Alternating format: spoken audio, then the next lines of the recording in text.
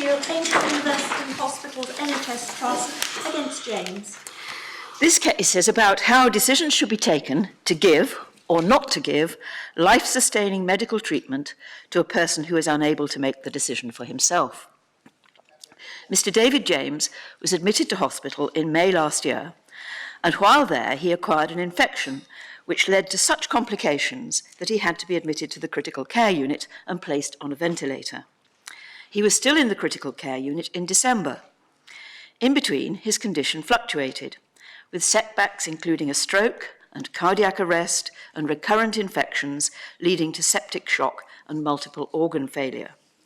He was judged incapable of making decisions for himself as a result of severe neurological damage. But he had a very supportive family who visited him every day, and he derived pleasure from their visits and those of his friends. The hospital applied to the Court of Protection for a declaration that it would be lawful to withhold 3 particular treatments, including cardiopulmonary resuscitation, from him in the event that his condition should deteriorate to the extent that he needed them. The trial judge declined to grant the declaration. The hospital appealed successfully to the Court of Appeal, which granted the declaration. Shortly afterwards, Mr. James suffered another cardiac arrest and sadly died.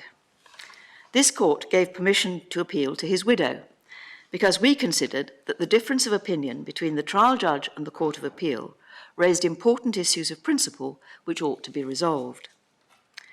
In the result, this court holds that the trial judge applied the right principles and reached a conclusion which he was entitled to reach on the evidence before him. But by the time the case reached the Court of Appeal, there had been a dramatic deterioration in Mr. James' condition, such that the Court of Appeal was entitled to grant the declaration that it did. Technically, therefore, the appeal is dismissed, but the family have won the argument of principle.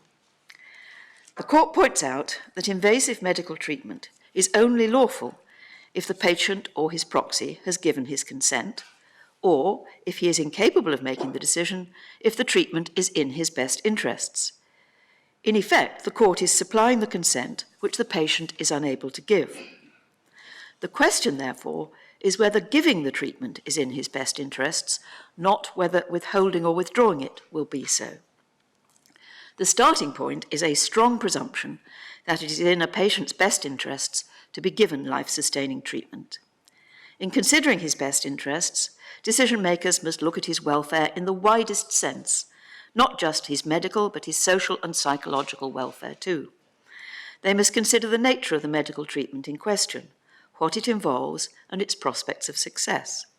They must consider what the outcome of that treatment is likely to be, and they must put themselves in the place of the individual patient and ask what his attitude will be likely to be. And they must consult others who are interested in the patient's welfare. As the Code of Practice under the Mental Capacity Act 2005 states, there will be cases where the treatment in question is futile, overly burdensome, or where there is no prospect of recovery, and thus may lawfully be withheld. The judge had rightly considered that the treatments in question here would not be futile in the sense of being ineffective or of no benefit to the patient. He had understood that they were burdensome, but he had weighed their burdens against the benefits of a continued existence. He had rightly given great weight to Mr. James' family life, which was, quote, of the closest and most meaningful kind, end quote. And he was right to consider the prospect of recovery as recovery of a quality of life which the patient would regard as worthwhile. It was not for others to say that a life which the patient would regard as worthwhile is not worth living. The Court of Appeal had been wrong to reject the judge's approach to these questions. They had also been wrong to suggest that the test of a patient's wishes and feelings was an objective one, what the reasonable patient would think. It was necessary to take into account the individual patient's wishes and feelings, insofar as these could be ascertained, his beliefs or values, or the things that were important to him, because these were a component in making the decision which was right for him as an individual human being. However, by the time the case reached the Court of Appeal, there had been such a significant deterioration that it was no longer in his best interest to provide the treatments. Hence, the appeal is dismissed.